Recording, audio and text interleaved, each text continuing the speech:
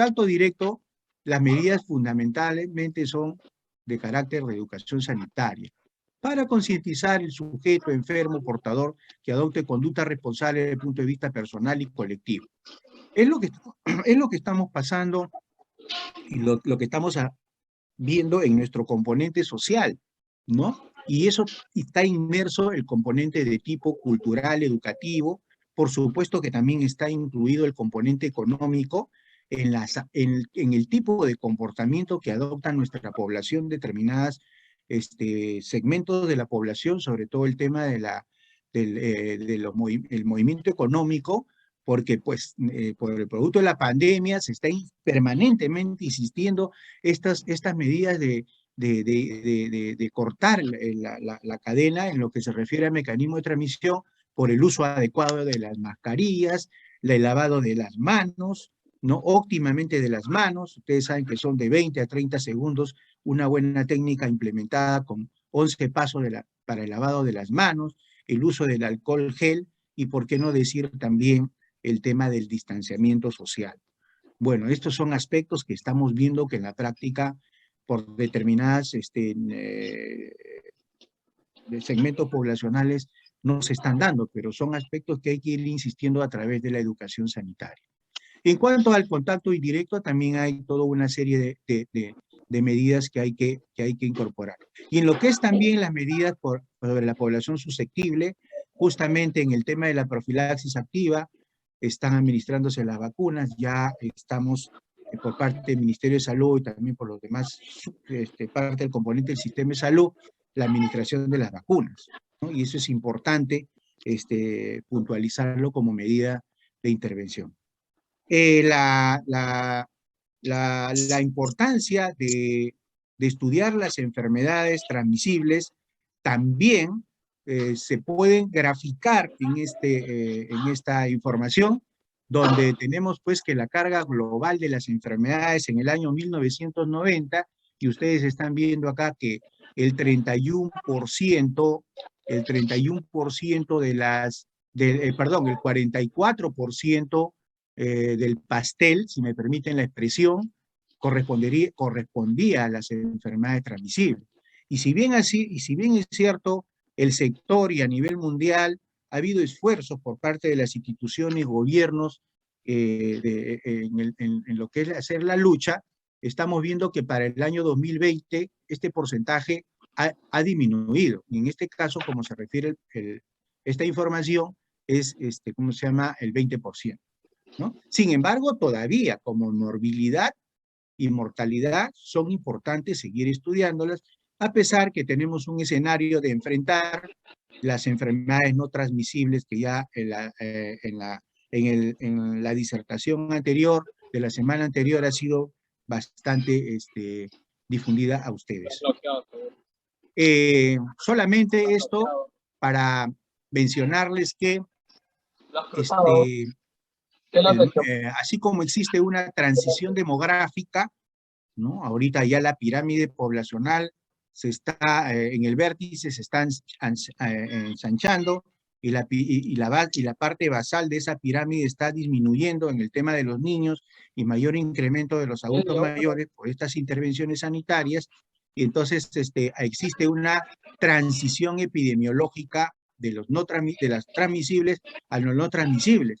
Y el panorama está cambiando también con respecto a los agentes etiológicos. Y habíamos mencionado que una de las importancias de estudiar las enfermedades transmisibles justamente es el tema de la presencia de epidemias que desestabilizan los gobiernos. Y este mapa nos induce que hasta el año 2019, ustedes pueden observar acá en cada uno de los cuadritos, cómo, y en de los diferentes países, un punto importante era la presencia de enfermedades virales y algunas enfermedades bacterianas. Sin embargo, desde hace los últimos años, hay pues el tema de que esos temas virales siguen permaneciendo, pero que prácticamente pues ha avasallado todos los sectores geográficos de nuestros 5 continentes. Y ustedes pueden ver acá en esta lámina el COVID-19 pues está permanentemente en estos momentos y sobre todo en nuestro país con un tema, y bueno, ya en otros países, el tema de la potencial tercera ola, ¿no? Entonces son aspectos que hay que ir conociendo, algunos aspectos. Habíamos mencionado el que era importante conocer la cadena de transmisión.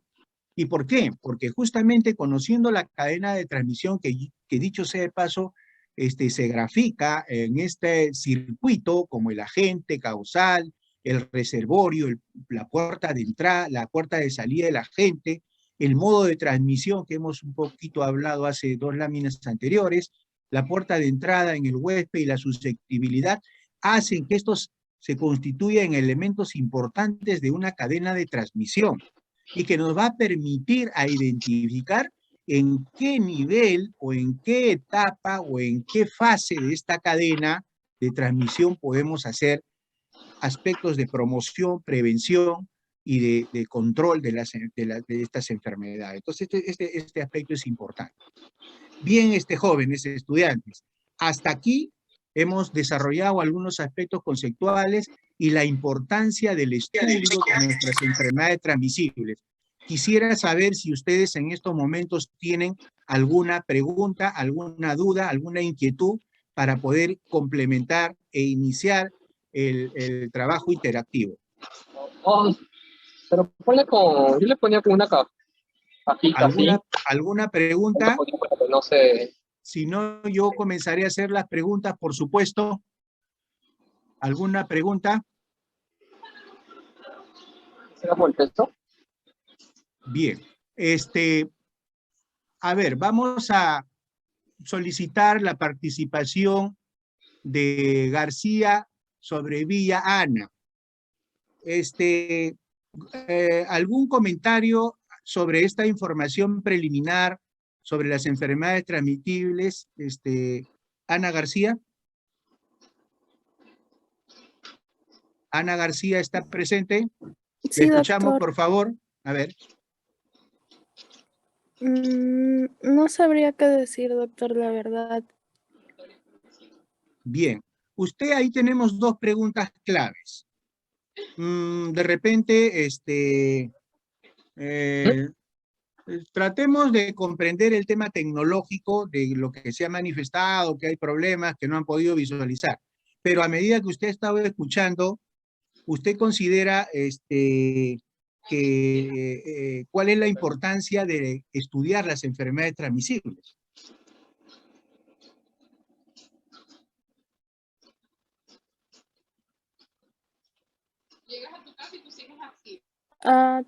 ¿Doctor le contestó o no? Por supuesto, estamos en O la sea, parte interactiva.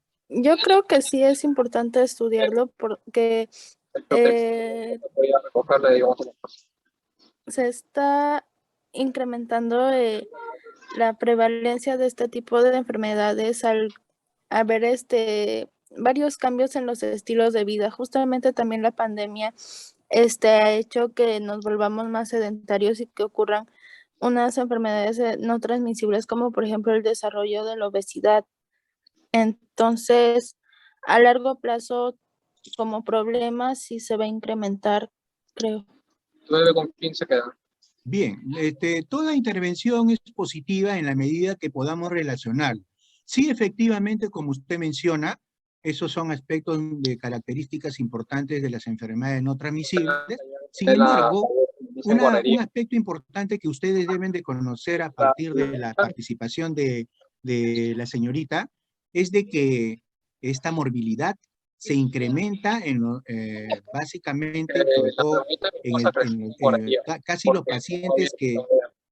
A ver, por favor, quiero insistir. ¿Pueden apagar sus micros, por favor? Así que se quedaba en guardería. Por eso tenía esa idea. Hay mucha interrupción, por favor, ¿podrían apagar sus micros?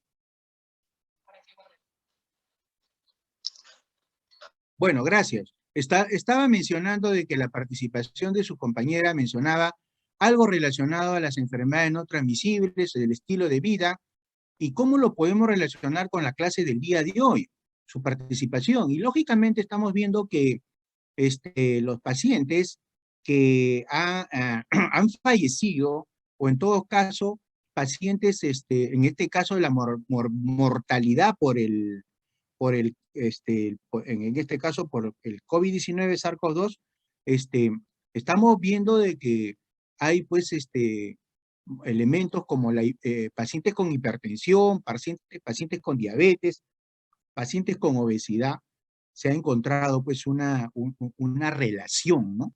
Entonces, de ese punto de vista es válido también estudiarlo, correcto. ¿Alguien más quisiera hacer algún comentario? A ver, por ejemplo, Valeria Linares Vega. ¿Podríamos escucharla sobre Sí, la doctor. importancia? Realmente las enfermedades transmisibles son bastante importantes en el sentido de que nosotros tenemos que considerar que vivimos en un país endémico para, por ejemplo, lo que es tuberculosis. E incluso las cifras o sea, estuve revisando hace un tiempo que hay una mayor mortalidad debido a la tuberculosis que supera la del COVID-19. Sin embargo, el país en sí ya ha tomado medidas sanitarias frente a este problema. Por ejemplo, el tratamiento para la tuberculosis es gratuito. Existen los programas de control de tuberculosis en cada centro de salud. La estrategia funciona bastante bien, pero también depende mucho del paciente y de las ganas que tenga de curarse, teniendo en consideración también que el tratamiento es bastante largo. Va desde los 6 meses, pero puede durar incluso hasta el año y medio. Entonces, son varios factores. Gracias, Valeria, por tu participación. Considero que es bastante acertada con relación a lo que hemos informado. Sí, efectivamente, la tuberculosis es un gran problema de salud pública en nuestro país, ¿no? Definitivamente. A ver, Joseph Freud Yataco Melchor, ¿no? ¿Usted en algún momento se ha preguntado por qué ocurren estas cosas? ¿Por qué ocurre esto? ¿Por qué hay la presencia de las enfermedades transmisibles? Y también podríamos decir, ¿cómo evitar que ocurra esto? Acuérdense que ustedes ya de aquí, Dios mediante, un par de años, se van a incorporar a un establecimiento de primer nivel de atención, van a ir con determinado nivel de información, conocimientos, herramientas, para poder actuar ya como profesionales en el SERUM. Y estas cosas tienen que en su momento conocerlas y aplicarlas. ¿Podría responder alguna de estas dos preguntas que están en la diapositiva? Joseph Freud Yataco Melchor. ¿Le escuchamos, por favor?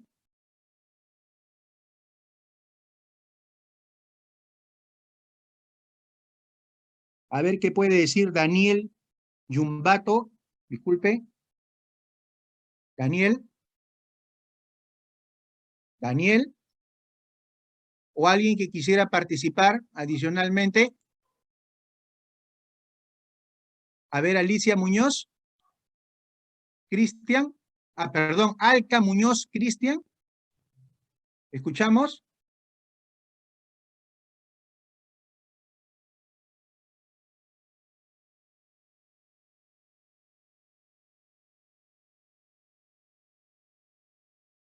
Bien. Doctor, yo quisiera participar. A ver, por favor. En realidad, ¿por qué ocurre esto? Hay varias razones por las cuales ocurren todas estas enfermedades transmisibles. En primer lugar, por ejemplo, hay muchas áreas, si estamos hablando de nuestro país, donde no hay saneamiento, no hay agua potable, no hay agua segura, aparte que también hay bastante pobreza, no hay mucha educación, hay dejadez del gobierno.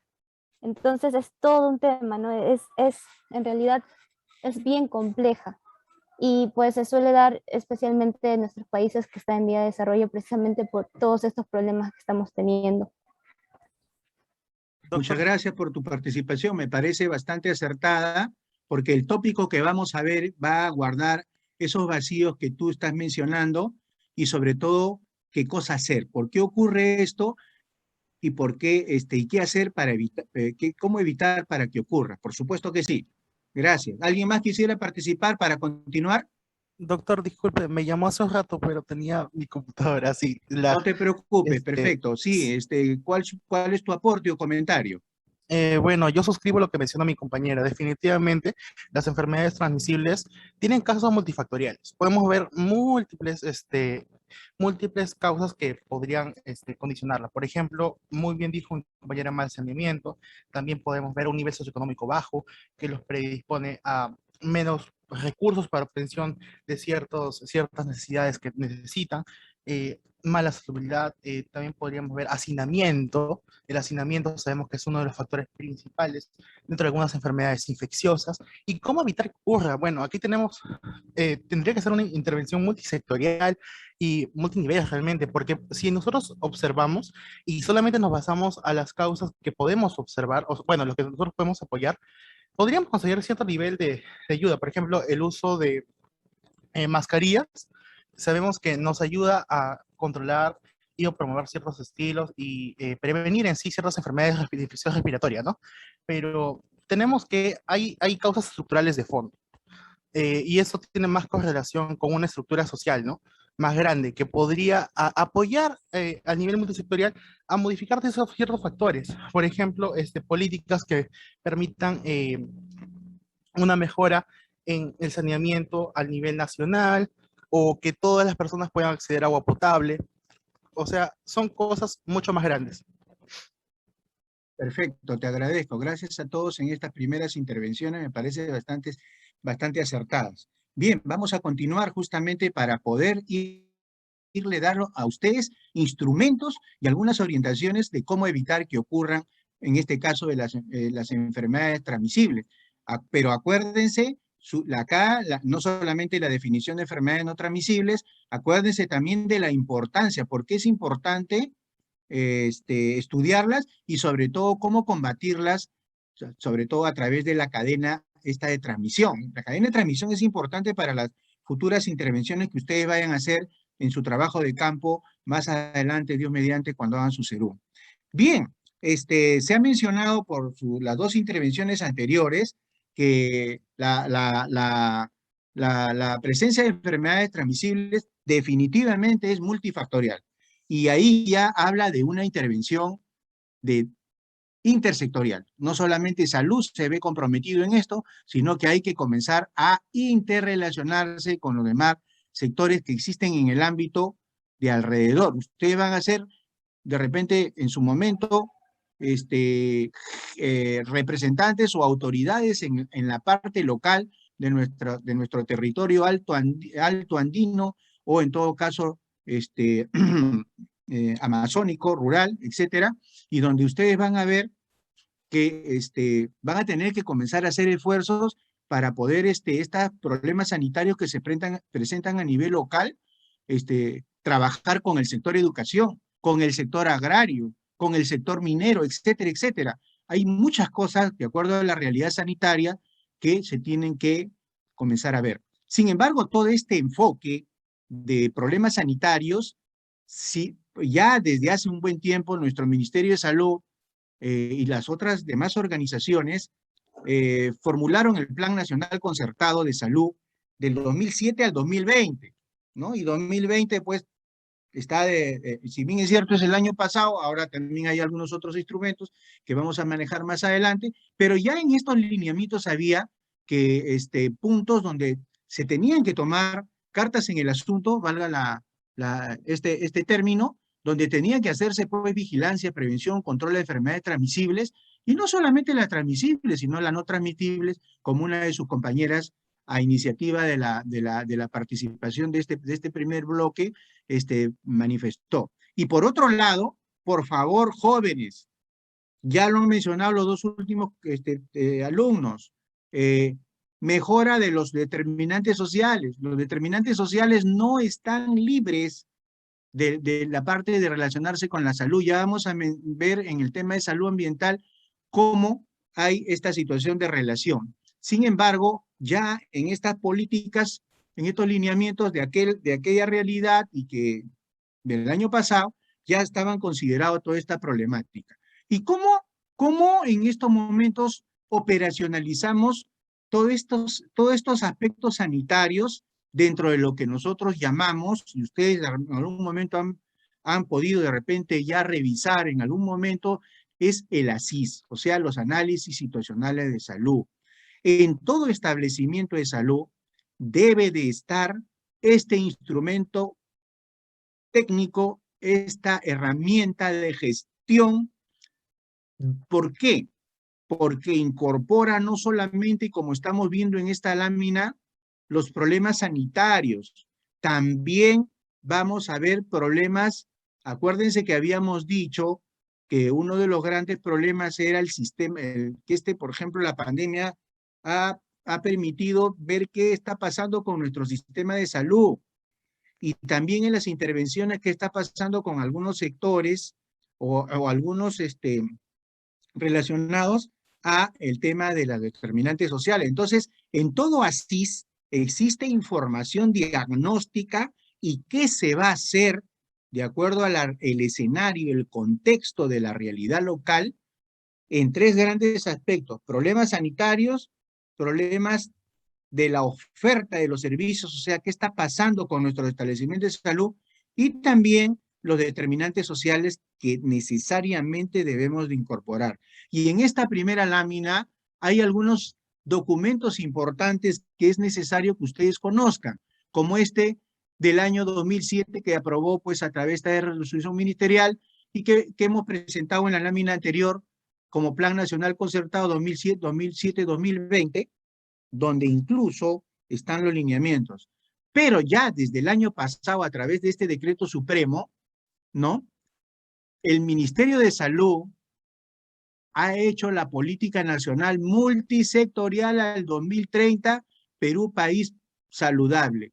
También tiene toda una línea de diagnóstico en el tema de identificar los principales problemas sanitarios, y dentro de estos principales problemas sanitarios no se deja de seguir mencionando el tema de la mortalidad infantil, mortalidad materna, la alta prevalencia de enfermedades transmisibles como la malaria, tuberculosis, VIH, ¿no? SIDA. También el tema de la alta prevalencia de enfermedades transmisibles regionales dependiendo de la zona, como el dengue, bartonellosis, Chagas, leishmaniasis, peste, y la persistencia de enfermedades inmunoprevenibles. Miren cómo esta identificación de problemas sanitarios, ya en estos documentos de trabajo, se han hecho objetivos para poder enfrentar a través de objetivos cuantitativos como son las metas, y también informa sobre las diferentes estrategias de intervención, ¿no? Entonces, en este documento, cada prioridad sanitaria tiene objetivos. Dentro de los objetivos están sus metas y están cómo es que vamos a lograr esas metas para poder primero cumplir los objetivos y también tratar de disminuir la morbilidad o la mortalidad de ese problema sanitario. En lo que corresponde a la CIS, habíamos mencionado que también hay que identificar los problemas del sistema de salud. Y problemas del sistema de salud, es muy posible que ustedes cuando hagan su serón lo van a seguir encontrando, ¿no? Y también se van a formular objetivos y algunas estrategias de intervención. Por eso es importante que ustedes revisen cuando lleguen estos primeros documentos para que se informen cómo está la demanda, o sea, la población, de qué fallece, de qué mayormente se enferma, ¿no? Y después, cómo está nuestra oferta de servicios, cómo verdaderamente el establecimiento de salud se prepara para hacer frente a estas enfermedades prioritarias de acuerdo al lugar, de acuerdo a la localidad donde ustedes están. Y estoy plenamente convencido que en el ASIS también vamos a encontrar la problemática de los determinantes sociales, y como ya mencionó una de sus compañeras, el tema de saneamiento básico es un problema verdaderamente de acuerdo a la zona, y no solamente la zona de nuestra hermosa sierra y selva peruana, sino también en nuestra costa. Hay localidades donde hay porcentajes de problemas de saneamiento básico. Y jóvenes, sin ir muy lejos, miren los problemas que está habiendo ya desde hace más de una semana en San Juan de Lurigancho, con el problema del agua y del desagüe, por supuesto. Y no qué decir de la disposición de los residuos sólidos, como es el tema de la disposición de la basura. O sea, es toda una complejidad de prioridades en el tema de los determinantes sociales. Por supuesto que el medio ambiente tiene que ver en esto también, ¿no? Y también hay un planteamiento de objetivos y de algunas estrategias de intervención en este documento importante. Pero también es necesario que en este documento, o paralelamente a este documento, sepamos que hubieron esfuerzos desde la Organización Mundial de la Salud y las grandes instituciones y los diferentes gobiernos comprometidos a que en el año 2000 hubiera este tema relacionado a los objetivos del milenio, en todas estas dimensiones, donde incorporaba justamente el proceso de salud-enfermedad y las dimensiones que influían como factores, ¿no? El tema de la dimensión social, económica, institucional y la dimensión ambiental. Entonces, ¿qué ha pasado? Se ha llegado a la entrada del siglo XXI y se ha visto pues que hay toda una limitaciones de cumplimiento de estos objetivos de desarrollo del milenio, de tal punto que ya nuevamente las organizaciones a nivel mundial se han reunido y ahora están enfocando una agenda para el año 2030, pero esta agenda nos orienta los 17 objetivos de desarrollo sostenible dentro de estas dimensiones que ya he mencionado, y por supuesto que el tercer objetivo de desarrollo sostenible es nuestra tarea, como es el tema de la salud y el bienestar. Entonces, ya hay otro enfoque dentro del contexto a que el tema de la salud y el bienestar se vea siendo continuamente con estas dimensiones, y donde el tema ambiental también tiene su trascendencia, y el tema institucional, por supuesto que sí, y estos otras dos dimensiones, como es el tema social y económico, porque de alguna otra manera van a intervenir en la aparición de enfermedades dentro de estos procesos de salud-enfermedad. Igualmente, para puntualizar de qué se trata estos objetivos de desarrollo sostenible al 2030 y qué cosa incorpora el objetivo 3.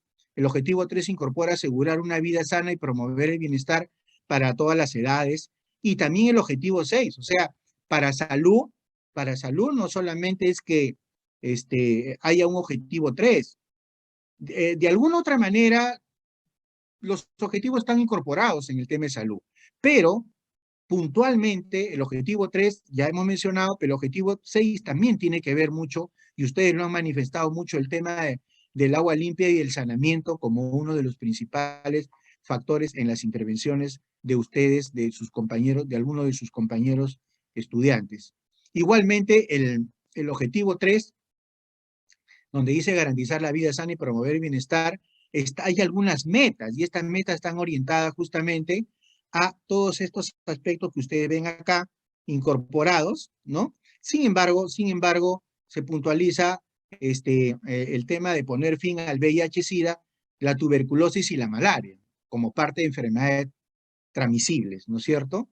Igualmente, posiblemente hayan algunas otras metas relacionadas a enfermedades no transmisibles, pero ese es el tópico que yo les podría puntualizar. Y estos objetivos institucionales, sectoriales y también por los diferentes niveles de atención en salud, incorpora, por ejemplo, acá, objetivo 3, prevenir y reducir la morbilidad, mortalidad prematura de enfermedades transmisibles, priorizando la protección de los más pobres y vulnerables. Entonces, cuando ustedes, Dios mediante, ustedes se sienten en un establecimiento de salud, pidan este instrumento, que en este instrumento va a haber una información para poder ustedes,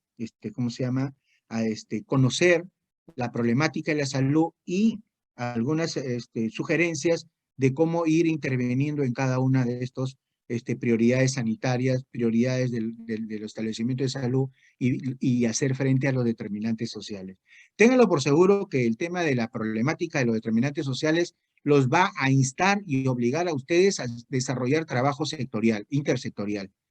Incluso no solamente extrasectorial, sino intersectorial, y también de exigencia para que las autoridades de las direcciones regionales de salud, donde ustedes van a estar, exigir, pues. ¿Por qué? Porque necesitan los elementos mínimos necesarios para que ustedes puedan desarrollar sus propias acciones, ¿no? Sus propias actividades. Bien, hasta ahí, esa es un poco la segunda información que quería dar. Me gustaría que hayan dos participaciones sobre esta parte de que ya, bueno, ya sabemos que hay todo un instrumento técnico, hay lineamientos, hay herramientas teóricas, y ahora ¿cómo lo operacionalizamos? ¿Qué hacemos? Una de sus compañeras manifestó de que hay toda una serie de intervenciones. Alguien adicionalmente a lo que manifestó sus compañeras para hacer frente a las enfermedades transmisibles, tiene alguna información o ha escuchado alguna información o cuando han estado en un establecimiento de salud producto de las prácticas anteriores de algunos cursos, se han enterado, ¿podrían decirme alguien? Y en relación a las enfermedades transmisibles, ya hemos hablado de tuberculosis, hemos hablado del VIH-Sida, hemos hablado de algunas enfermedades metaxénicas, el dengue, la malaria. Ojo que en algún momento en Lima hemos tenido algunas zonas, como el cono norte, donde se han visto la presencia de dengue, la presencia de chikungunya, la presencia de Zika incluso. Entonces es importante que ustedes también estén conectados con lo que está pasando en el contexto, en su entorno. Entonces, ¿alguien podría decirme dos participaciones, por favor?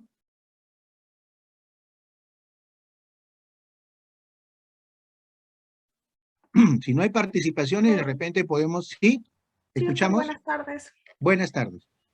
Bueno, como sabemos, el dengue es una enfermedad transmisible que se ha ido extendiendo, ¿no? A lo largo del país. Antes se hablaba mucho de ciertas zonas del norte, zonas quizás un poco más, regiones de mayor calor, ¿no? Cercanas a la selva.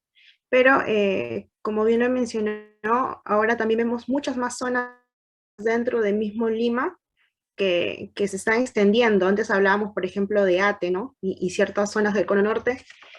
Este año o el año pasado me parece que incluso llegó a detectarse algunos casos en Cercado de Lima y otros distritos donde antes no había ampliado su territorio, ¿no?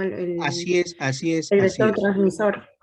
Entonces, yo recuerdo cuando estuve en Salud Pública 1, en algún momento y en algún otro curso también de epidemiología me tocó tratar por un centro de salud de ATE, en donde se hacía mucho énfasis en la población mediante campañas de concientización, ¿no? De prevención, de eliminación de criaderos, y era algo muy frecuente en el centro de salud darles charlas constantes a todos los pacientes que estaban en el momento quizá de hacer cualquier tipo de consulta, siempre se les añadía esa información, ¿no? Sobre el estado de contagio y cómo iba creciendo la epidemiología del dengue en ese distrito, y eso era importante en la lucha contra esta enfermedad, ¿no? Como parte de las guías que ya ahora se están tomando quizá mucho más importancia debido a la expansión del territorio del mosquito. Así es, te agradezco tu participación bastante acertada. Incluso, como mencionaste, los ejemplos eran de que determinadas zonas como el Agustino, incluso, me acuerdo mucho, y también en la zona de Mirones últimamente, ¿no? Y otras zonas, como en el caso, por ejemplo, de los cementerios, ¿sí? No sé si se recuerdan, y también el Parque de las Leyendas, ¿no? Porque habían condiciones se identificaron algunas condiciones de la presencia de los vectores, que son justamente los causales de la presencia de estos vectores y potenciales productores de enfermedades. Sin embargo, es importante también mencionar que estas enfermedades que has mencionado, como tú manifestaste, inicialmente eran de determinadas zonas endémicas y ahora y que han incrementado y que antes estaban apagadas, si se quiere llamar así. Entonces, estos han pasado a lo que ahora se llaman enfermedades reemergentes, ¿no? Entonces, ese es un aspecto que hay que ver. ¿Alguien más quisiera hacer alguna intervención? ¿O algún aporte? Sí, doctor, sumando lo que mi compañera mencionó, más que todo que el hecho de ella mencionó las charlas y la información a la comunidad, se hacía antes de la pandemia lo que eran las actividades extramurales, que consistía más que todo en la prevención de los focos en donde las larvas crecían, que es más que todo que prefieren el agua limpia. Entonces, en la actividad extramural, lo que hacían era identificar posibles focos, ya sea llantas, ya sea donde reservorios de agua que no estaban tapados o mal lavados o cosas así, y ir acá a la casa y concientizar, y al menos donde yo hice mi actividad de salud pública, daban el abate, que era para poner al agua, para evitar que que este mosquito prolifere por esas zonas, y cuando se encontraba un caso en un lugar donde no había casos, se hacía un cercado. Eh, Iban y fumigaban, pero la fumigación solamente mata a los mosquitos y no a las larvas, entonces también se hacía complementario el lavado y la identificación del agua emposada y dar los abates para la población. Exactamente, sí, interesante, ¿no? Justamente con la participación de ustedes, gracias por sus intervenciones, es que un poco que llena ese vacío. ¿Qué hacer? ¿Qué hacer? Y justamente el Ministerio de Salud ya desde el año 2004, ¿no? A través de esta resolución, pues ha implementado las estrategias nacionales. Y estas estrategias nacionales incorporan información de las prioridades sanitarias que están en el ASIS, y ha establecido estrategias sanitarias a nivel nacional y regional. Pero desde el punto de vista administrativo, son instancias de coordinación, supervisión y monitoreo con todas las actividades, acciones de la problemática sanitaria. Entonces, y esto tiene una responsabilidad administrativa y funcional, ¿no? Que son justamente que deben de operacionalizarlo a través de todas estas normas, todas estas directivas, los directores regionales de salud. O sea, en cada departamento, en cada región, hay niveles de implementar todas estas estrategias nacionales, como su compañera, sus dos últimas compañeras nos han ilustrado con sus actividades producto de la experiencia que han pasado en sus establecimientos cuando han hecho salud pública en su momento, ¿no? Muy bien, bien. Entonces, acá están las estrategias del Ministerio de Salud, ¿no? Y alguna de ellas, la de salud familiar, inmunizaciones. Miren la importancia de las inmunizaciones que en estos momentos es pertinente, ¿no? De tratar de aumentar el porcentaje de la vacunación en todas las edades para en algún momento tener un 90, 80, 90% de la población peruana vacunada. En el caso, por ejemplo, de nuestro tema, tenemos acá lo relacionado a enfermedades, la estrategia sanitaria de enfermedades metaxénicas y otras. Acá, la gran estrategia de tuberculosis, de zoonosis, ¿no? Y todos esos aspectos relacionados a las enfermedades transmisibles. Miren, estas estrategias sanitarias tienen todo una información teórico-práctica de la información en acciones de tipo de intervención intramural, extramural, acciones preventivas, acciones, acciones de carácter recuperativo, de rehabilitación, y también el otro aspecto relacionado a las labores de intersectorialidad. Y entonces todos estos aspectos hacen que, ¿cómo se llama?, debemos de conocer. Entonces, el otro instrumento que cuando ustedes estén en el establecimiento de salud de primer nivel, soliciten los documentos técnicos de las diferentes estrategias que de acuerdo a la CIS se van a priorizar. Y ahí está todo bien detallado, ¿cómo se llama?, todo el nivel de las intervenciones. Y eso me permite el día de hoy solamente mostrarle algunos aspectos rápidos de tres grandes estrategias: la estrategia de tuberculosis, la estrategia de VIH-Sida y la estrategia de metaxénicas y zoonosis.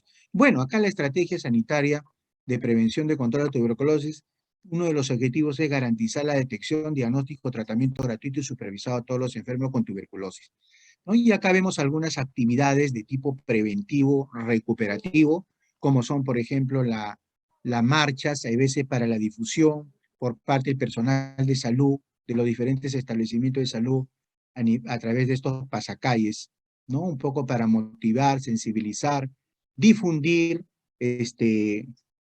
parte de la estrategia en cuanto a algunas acciones. Igualmente tenemos acá algunas campañas, dentro de estas campañas hay acciones de carácter sanitario, acá vemos una enfermera que está haciendo educación sanitaria, y acá tenemos unos pulmoncitos, ¿no? Rosaditos, que ese quisiéramos que lo tengan todos, pero bueno, por el tema ambiental, ojo, el tema ambiental y determinados comportamientos como el uso del tabaco y otras cosas laborales, entre los aspectos laborales, este órgano noble también a veces enferma, y sobre todo por el tema de la tuberculosis. Ya en el aspecto intramural, acá vemos el tema recuperativo, el tema de la identificación de sintomáticos respiratorios, fundamentalmente, y entonces aquella persona que tose productivamente mayor de 14 días es un sintomático respiratorio, y acá vemos justamente también una enfermera dando una charla educativa respectiva, ¿no? Algunos aspectos importantes que podríamos puntualizar, porque la verdad es que para la tuberculosis seguimos estamos dentro de los primeros lugares en la tabla.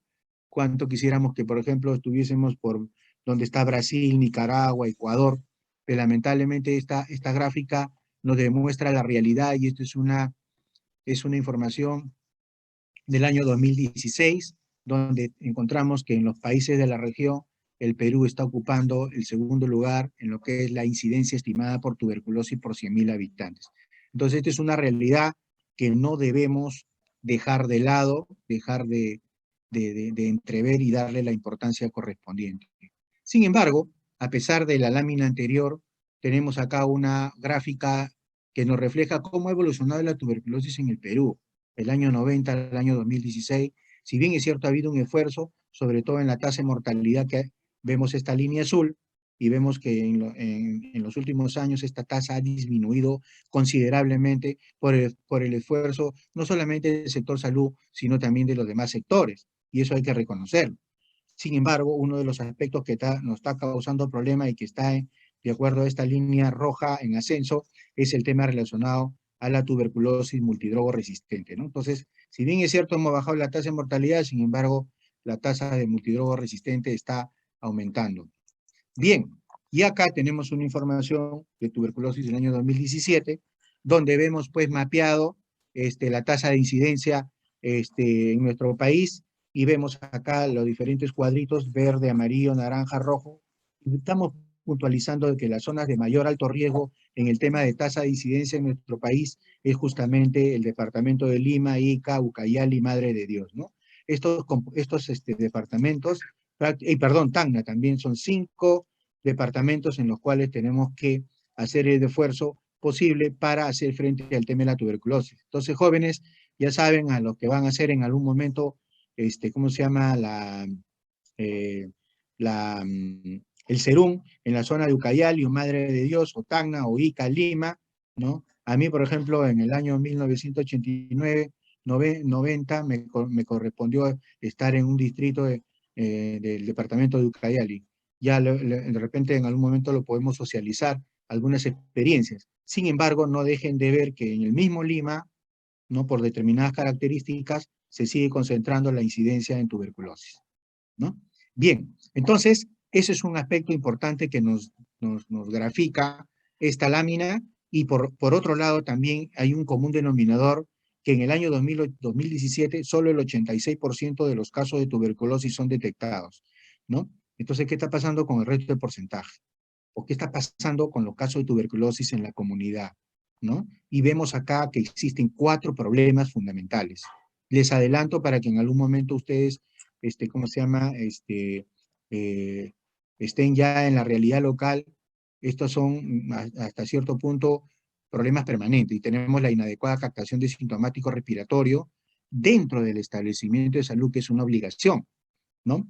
Así no vayas por problema respiratorio, hay que preguntar, hay que estar ahí atrás si está tosiendo más de 14 días para poder captar los sintomáticos respiratorios.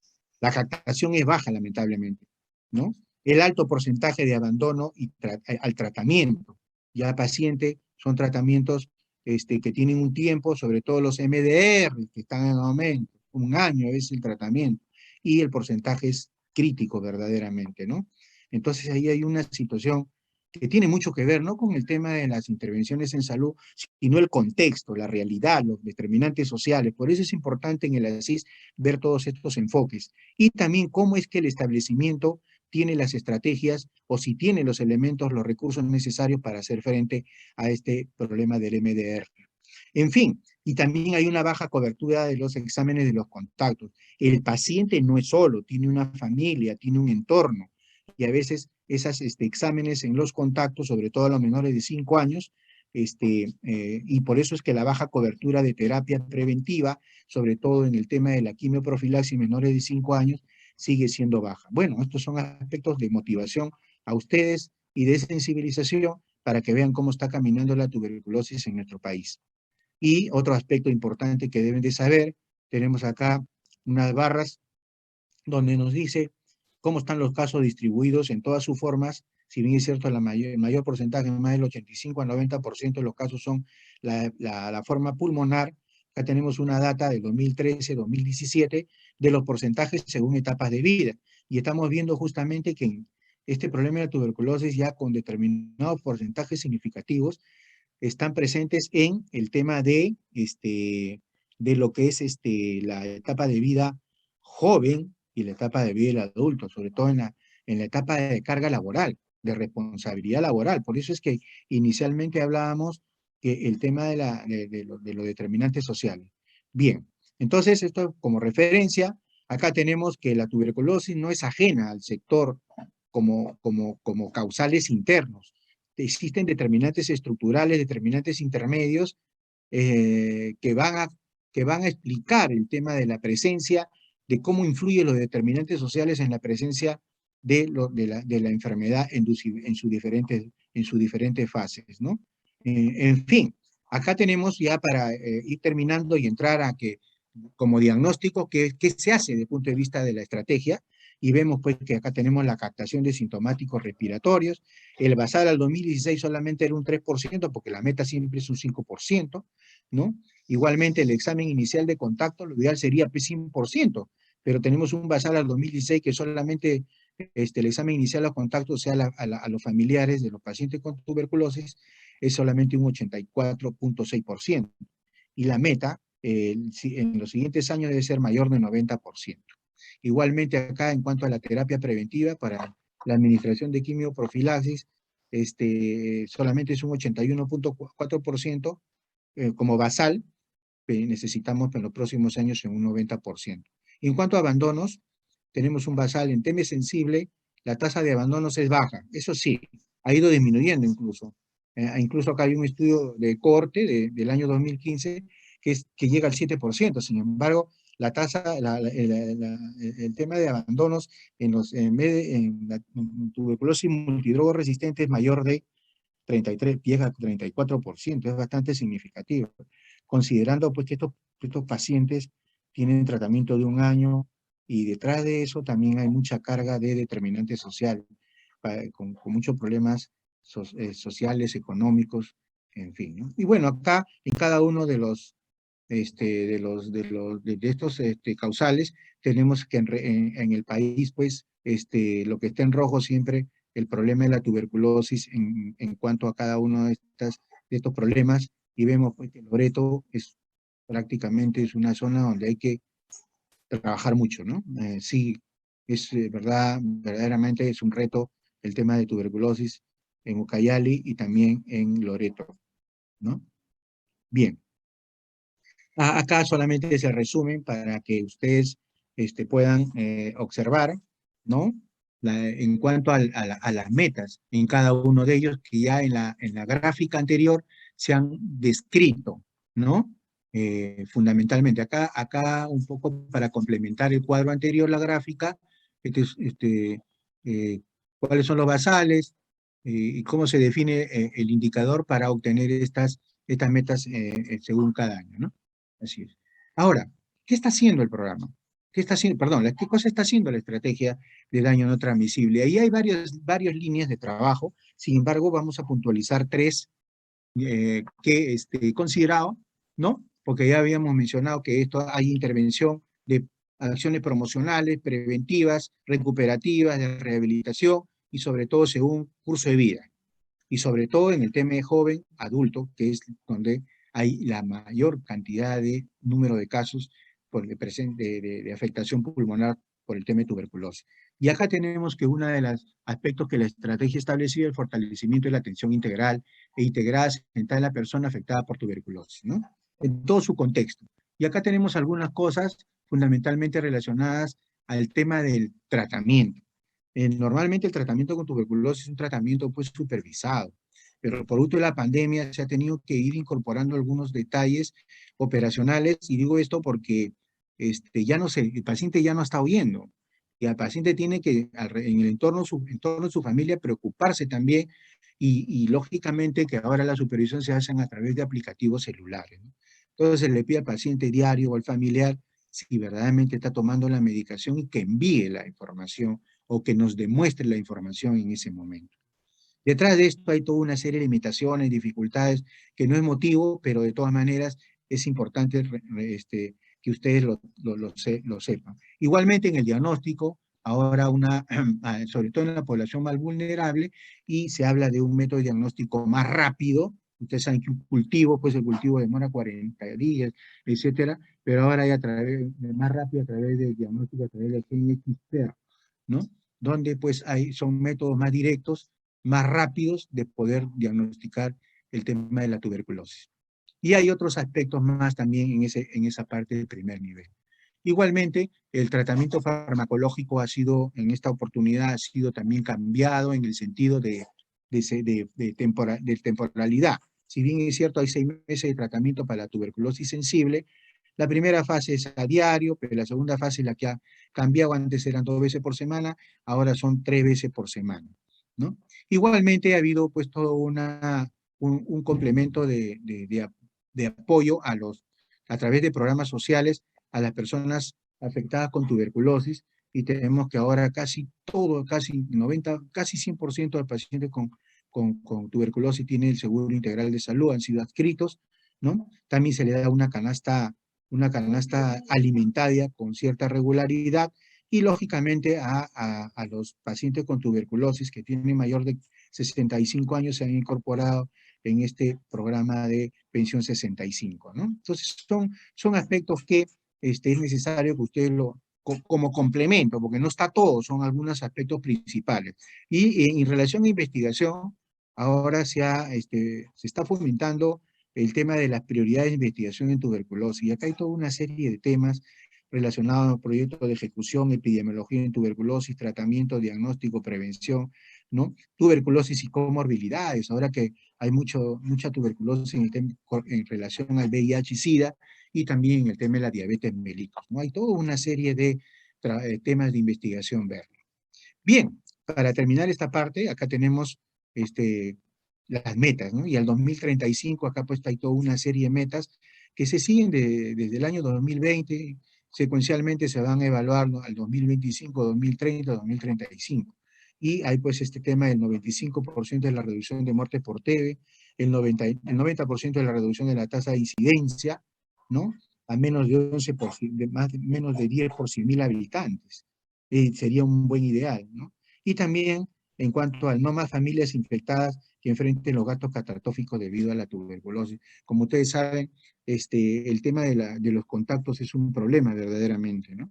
Y a veces ellos no quieren ser examinados, pero ya dependerá de las acciones y de las estrategias en relación a cada contexto, cada realidad local. El tema del control de la infección de enfermedades de transmisión sexual, VIH, SIDA, y también acá se agrega el tema de la hepatitis viral, ¿no? También tiene un contexto, es de prioridad a nivel nacional, como se dice, por el número de casos que se incrementa. Y para eso el Ministerio de Salud ha elevado para cada uno de estos ítems una serie de normatividad en los aspectos de prevención, en los aspectos de tamizaje, consejería, atención integral, transmisión vertical, hepatitis, toda una serie de documentos normativos. Quiere decir que cuando ustedes incorporen en su establecimiento de salud de primer nivel todos estos elementos, de acuerdo al contexto, de acuerdo a la realidad, a las prioridades sanitarias y específicamente en lo que es VIH-Sida, van a tener que ustedes revisar, porque ahí están incorporados todos los elementos de actividades en cuanto a lo que es las intervenciones preventivas, promocionales, recuperativas, y de carácter de rehabilitación también. Entonces, estas cosas son referenciales para ustedes dentro de este marco teórico que se les está dando de las estrategias para ir conociendo de manera secuencial, ¿no? Bueno, algunos aspectos relacionados con el VIH-Sida, de acuerdo pues al número de casos, casi la mayor parte se concentra entre Lima y Callao, lo vemos acá, número de casos de 164 a más, ¿no? Entonces estamos viendo que el problema del VIH-Sida, de acuerdo a la severidad, estamos viendo Lima, La Libertad, Loreto. Loreto sigue siendo un problema verdaderamente en cuanto ya no solamente tuberculosis, lo hemos revisado anteriormente, sino también a nivel del VIH. Entonces son aspectos importantes que hay que mencionarlo, ¿no? La transmisión es predominantemente sexual, 97%, la relación hombre-mujer 4-1, ¿no? En fin. Bueno, acá tenemos una data del 83 al 2017, cómo estamos viendo el tema relacionado al incremento del número de casos por esta data del Ministerio de Salud. Hay un plan estratégico multisectorial en la estrategia del 2015 al 2019, cuyo objetivo sanitario está acá establecido, como es la reducción, lógicamente, de las infecciones de transmisión sexual VIH-Sida, y en cuanto a lo que es la parte de mejora de la promoción a través de la educación sexual integral, el fortalecimiento del diagnóstico, tratamiento, reducir las barreras para el ejercicio de los derechos en poblaciones en riesgo vulnerable, fortalecer este trabajo multisectorial y el tema de la gestión y rectoría del Ministerio de Salud. Acá algunos avances en infecciones de transmisión sexual, después VIH, SIDA y después hepatitis viral. Y estos avances se han dado en los aspectos normativos, aspectos de atención y aspectos de los servicios, ¿no? Y en los aspectos normativos prácticamente se está actualizando la norma. De acuerdo a los niveles de actualización, siempre se deben hacer cada 3 años, cada 2 años. ¿No? Hay normatividad que todavía tiene buena data, a veces de una década. Sin embargo, esto ha permitido priorizar la actualización.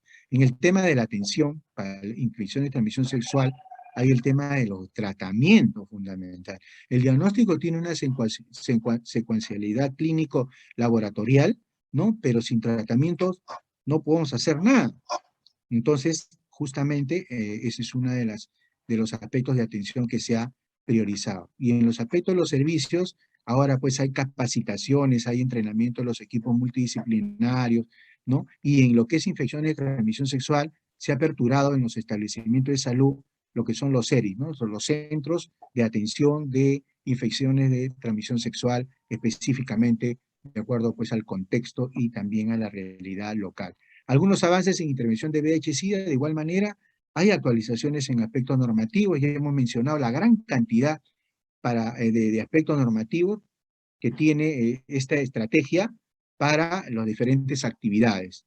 Aspectos de detención temprana con relación al tratamiento y también aspectos vinculados a la adherencia. Todos estos aspectos que ustedes ven en estos momentos son aspectos que en algún momento ustedes lo van a operacionalizar cuando estén en el establecimiento de salud. Igual manera, a nivel de las intervenciones de hepatitis, hay algunos aspectos normativos, hay una actualización de la norma de transmisión, norma de transmisión sobre hepatitis B, hay una elaboración ya de la norma técnica sanitaria de hepatitis C y algunos aspectos relacionados a vigilancia epidemiológica. La vacunación en los aspectos de prevención se está priorizando. Esperemos que ustedes como jóvenes, este carácter de ITS, VIH, SIDA, hepatitis, es una necesidad en esta etapa de vida, jóvenes, adultos, ¿no? ¿Por qué? Porque en cualquier momento por cualquier vía se puede adquirir, fundamentalmente por la vía sexual, ¿no? Y es necesario protegerse a través de las vacunaciones, ¿no? En este caso. Igualmente en los aspectos de atención, se están capacitando los equipos, se está mejorando la adquisición de pruebas diagnósticas rápidas, sobre todo para el diagnóstico, y hay todo un monitoreo, un tratamiento para el tema de la hepatitis secuencialmente. Algunas características ya en otra estrategia de enfermedades metaxénicas y zoonóticas, estas pues tienen una distribución regional, fundamentalmente el contexto, el medio ambiente y el cambio climático están permitiendo de que estas enfermedades, de acuerdo a la zona, sean emergentes en algunas, sean reemergentes en otras, o endémicas, como se ha mencionado. Y estos son causados por patógenos originados en los animales o productos de origen animal, fundamentalmente. Y la secuencia siempre de afección es en niños, madres gestantes y en el tema de ancianos. Aquí, para que ustedes vean, vuelve Loreto a ser motivo de preocupación. Loreto, Ucayali, Madre de Dios, prácticamente en nuestra selva, la presencia de metaxénicas, dengue, malaria fundamentalmente, ¿no? Miren acá cómo en el mapa nos puede traducir todo eso. Y acá alguna data estadística del año 2011 hacia en los últimos años de el número de casos en relación a malaria, dengue en nuestro país, y leishmaniosis también, ¿no? Acá, dentro de lo que son enfermedades zoonóticas, de igual manera, la distribución y la incidencia más en lo que es leptospirosis, brucelosis y equinococosis, de acuerdo pues a la realidad local de cada uno. Las causas verdaderamente de estas enfermedades metaxénicas y zoonóticas, si bien es cierto, la consecuencia dentro de este árbol de problemas, si se quiere llamar así, estamos viendo que hay un incremento de la morbilidad y mortalidad en ambas, metaxénicas y zoonóticas. Pero las acciones las acciones de salud deben ir de las causales identificadas y de nivel primario. Cuando digo nivel primario, o sea, como causa raíz principal. Y tenemos la presencia de vectores que dan lugar, y reservorios que dan lugar a estas enfermedades, y acá hay toda una serie de causales. Igualmente la persona vulnerable en contacto con vectores animales, ¿no? Y que se convierte en un reservorio o en un huésped intermediario, donde incluso a veces hay limitantes para la continuidad del tratamiento, control, etcétera, etcétera. Entonces, estos son los causales. Y algunas estrategias, como es, por ejemplo, la organización de los servicios, hay el tema de la organización de las ovitrampas en Piura Tumbes, fundamentalmente en esas zonas que son endémicas, los desplazamientos de profesionales especialistas en capacitación de servicio, la capacitación del personal a nivel multidisciplinario en los diferentes servicios, y también, por qué no decir, la presencia y garantía de los insumos y medicamentos para el tratamiento de estas enfermedades, ¿no? Y ojo que hay en OPS ya, pues, hay también asistencia técnica a la OPS y también por médicos expertos. Acá algunos logros según componentes que ya hemos evidenciado, bueno, eso es en tabla y hemos evidenciado en la gráfica anterior. Bien, en cuanto a lo que es estrategias sanitarias, son prácticamente el ente operacional de poder hacer las intervenciones para el tema de las enfermedades transmisibles. ¿Ok? Bien, ahora entramos a otro punto importante, que es salud ambiental. Y en salud ambiental, ¿alguien me podría decir algo? ¿Por qué es importante estudiar salud ambiental?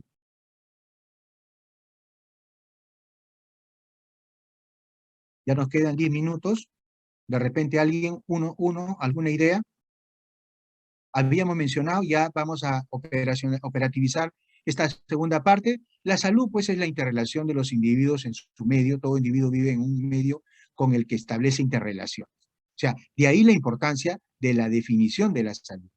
Ya habíamos, y también habíamos mencionado que la Organización Mundial de Salud era que la salud debe haber un equilibrio entre el individuo, todo su contexto genético, físico, y mental, en relación a la parte familiar, a su medio ambiente y su contexto social. Entonces, ese es el equilibrio del tema de la salud, ¿no? Sin embargo, la LONDE ya habla que en todo proceso de salud o enfermedad, acuérdense la LONDE, aquel ministro de salud canadiense que se preocupó por qué más se enfermaba y moría su población canadiense, y en un trabajo de investigación demostraron que habían cuatro elementos, cuatro factores. Uno es el sistema de salud, que de acuerdo al COVID lo ha desnudado.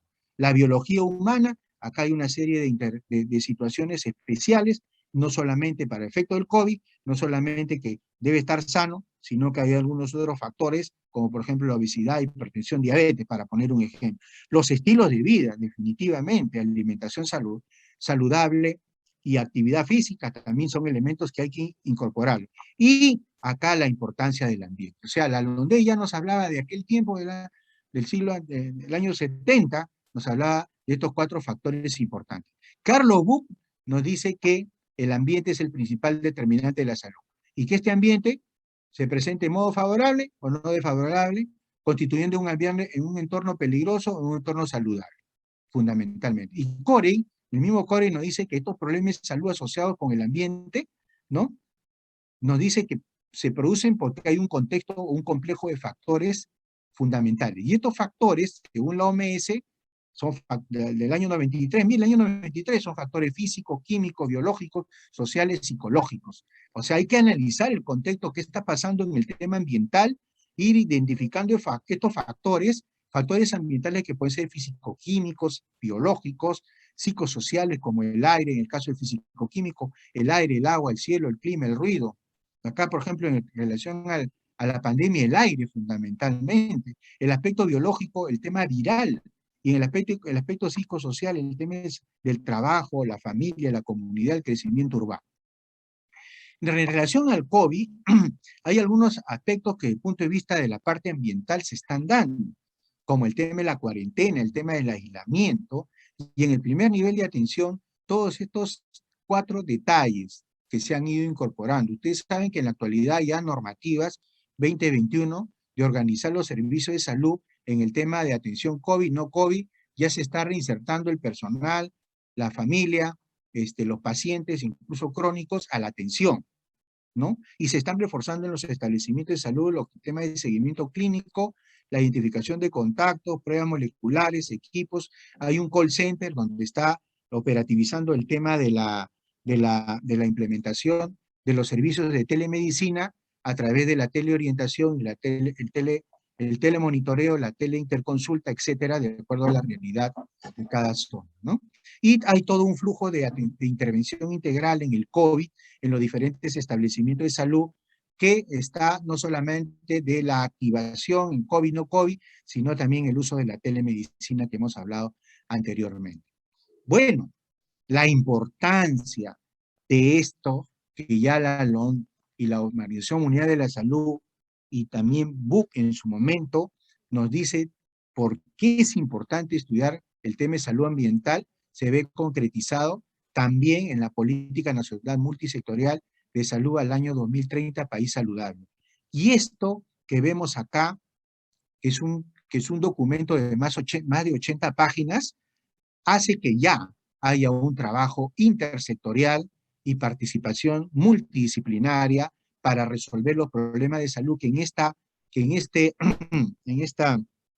esta gráfica sintetiza todo el problema de años de vida saludables perdido a la población por causas evitables. Y eso significa plantear 3 objetivos prioritarios. Dentro del objetivo prioritario 3 está mejorar las condiciones de vida de la población que generan vulnerabilidad y riesgo de la salud. ¿Esto qué significa? Significa poner la atención en lo que es salud ambiental.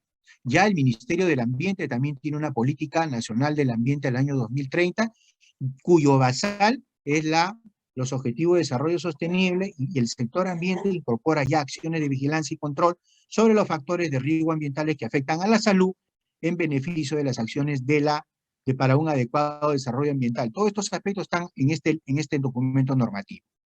Bien, hasta aquí la importancia, jóvenes, por qué no podemos divorciar el tema de la salud con el tema relacionado al ambiente. ¿Ya? Y ustedes lo han mencionado. Bien, ahora a lo que es cuidado integral de salud por curso de vida. Miren, esto yo sé que ustedes han recibido una información bastante sucinta, pero quiero acá operativizarles incluso que este documento teórico les sea para ustedes cuando estén haciendo su CERU. Rápidamente, este es un documento que está normativamente en esta resolución y que ha sido formulado el año 2020, ¿no? En enero del 2020 está en todo proceso de implementación, jóvenes, y ahí a ustedes les va a tocar esa parte de la implementación posiblemente, porque ahí se tiene que mover un componente de gestión, financiero, planificación, organización, etcétera, etcétera. Entonces, el modelo de cuidado integral de salud basa el modelo de atención integral de salud, porque no solamente, ¿cómo se llama? Se incorpora a un nuevo modelo de atención, ya no solamente de carácter recuperativo. Acá vemos que hay que hacer acciones de prevención, de promoción, de rehabilitación, el contexto recuperativo. ¿Pero a qué nivel?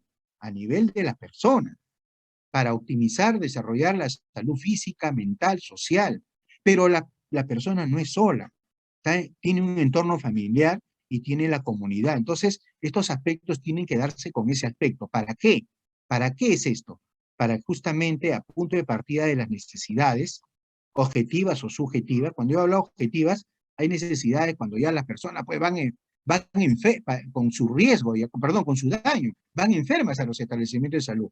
Lo que se quiere es que vayan para identificar riesgos, o sea, estas necesidades subjetivas o potenciales. Ustedes mismos, por ejemplo, como grupo, como etapa de curso de vida joven, tienen todas unas necesidades sentidas. ¿Cuándo van al establecimiento de salud? Cuando están, pues ya hicieron varios intentos por resolver su problema de salud y van cuando están enfermos. Pero existen problemas potenciales que lo vamos a ver más adelante, que son, por ejemplo, en el tema de daño no transmisible, si están con sobrepeso, están con obesidad, están con hipertensión, ¿no? Para poner unos ejemplos. Y eso hace que preparar paquetes de atención integral de salud en los aspectos preventivos promocionales, recuperativos para obtener lo que nosotros llamamos jóvenes protegidos o adultos protegidos. Pero esto, para eso, pues, detrás de todo de toda esta consecuencia, de todo este producto, tiene que haber componentes de implementar por curso de vida la provisión de servicios que constituye todos estos elementos, la organización de los servicios que constituye todas estas iniciativas, la gestión que constituye todos estos elementos y la parte de financiamiento que si nosotros hacemos un plan con estos tres elementos de componente, provisión, su contenido, organización, su contenido, gestión, su contenido, vamos a ver que si no hay plata, no podemos hacer nada. Y ahí viene el problema. ¿Alguna experiencia de componentes, de implementación de componentes de atención integral de salud en mi establecimiento de salud? El componente de organización tiene que haber organizando para el trabajo intramural, extramural. Y tenemos acá que tiene que haber un equipo multidisciplinario, tiene que haber una decisión política de adecuar nuestros servicios de salud. Y digo adecuar porque a veces el personal profesional cree que sus servicios son de propiedad personal. Y a veces cuando se dan todas estas iniciativas, hay que adecuar pues cambios, hacer flujogramas como están en esta zona de atención a los pacientes. Capacitar a nuestro personal sobre este modelo de atención integral y desarrollar algunas acciones ya que se vienen desarrollando. En la provisión de servicios, lo que se tiene que hacer son las captaciones de los adultos para ofertarles los servicios. Así vengan por X situaciones de otro tipo, ¿no? Van a la admisión, se abre una historia clínica, pasa al consultorio y el personal profesional, médico, enfermera, obstetra, tecnólogo médico y todos los equipos multidisciplinarios profesionales tienen que hacer la atención, motivo y consulta, por supuesto, pero tiene que haber una valoración de riesgo y elaboración de plan de atención integral individualizado, que no necesariamente puede ser en la primera consulta. En las subsiguientes citas se puede dar esta atención de identificación de riesgos, ¿no? Por el tiempo de repente, por la gran cantidad de pacientes que hay, etcétera, etcétera. Entonces, este plan integral es un conjunto de actividades, tanto intramurales, extramurales, y que incluye un paquete de cuidados esenciales en base, lógicamente, a la evaluación integral. El trabajo extramural se operativiza dentro del plan como visita domiciliaria, atención de la familia, seguimiento y vigilancia, dentro de este contexto sectorizado de nuestra jurisdicción. Acá estamos visitando una persona que nos dio su domicilio captado como pasando todo este proceso anterior y que tenía problemas de diabetes. Nos contactamos con la gente de salud del domicilio, nos facilitó la conexión también, por supuesto, ya con la familia, la charla, y acá explicándole qué vamos a hacer ya en el interior del domicilio del paciente con diabetes, que lo tenemos acá, los alumnos dando la charla a través de este rotafolio que crearon ellos, y acá tenemos pues a la esposa y tenemos las dos hijitas que ya tenían factores de riesgo, a pesar de que el señor era el único que tenía diabetes, sin complicaciones por el momento y con su tratamiento con metformina. Entonces acá tenemos con sobrepeso a la mamá, las niñas también con sobrepeso y lo que es más, generalmente con tema de inactividad física y alimentación no saludable. Y bueno, el componente de gestión, tenemos acá, estamos reunidos como equipo de trabajo, planificando, programando, viendo el tema de supervisión, monitoreo y evaluación. Y acá tenemos el componente financiero. Había dicho, si el plan no tiene financiamiento, no podemos hacer nada, jóvenes. Y ese es el otro problema. Bueno, acá es una información sobre el tema de mortalidad, morbilidad de los diferentes grupos. Y para terminar, tenemos acá todas las intervenciones de los cuidados individuales, cuidados familiares, cuidados comunitarios que debemos de hacer y que tenemos que resolver, lógicamente. Igualmente a nivel del adulto, y acá está el plan de atención integral, que son 6 ejes: evaluación integral, consejería, intervenciones, tema educativo, visita universitaria y atención del daño. Y acá toda una secuencia gráfica que nos va a permitir qué hacemos en evaluación, en consejería, en intervención sanitaria, que ustedes más adelante pueden revisar y graficar. Igual acá, qué temas educativos, atención de daños considerados para poder ver. Y no solamente en el varón, también tenemos en el tema de la mujer, todos estos ejes de trabajo que se desarrollan gráficamente y que hemos desarrollado en el establecimiento de salud. Sabemos que el tiempo nos hace una mala jugada, pero creo que yo he querido con esta presentación apretada, porque hay mucha información definitivamente, pienso que les va a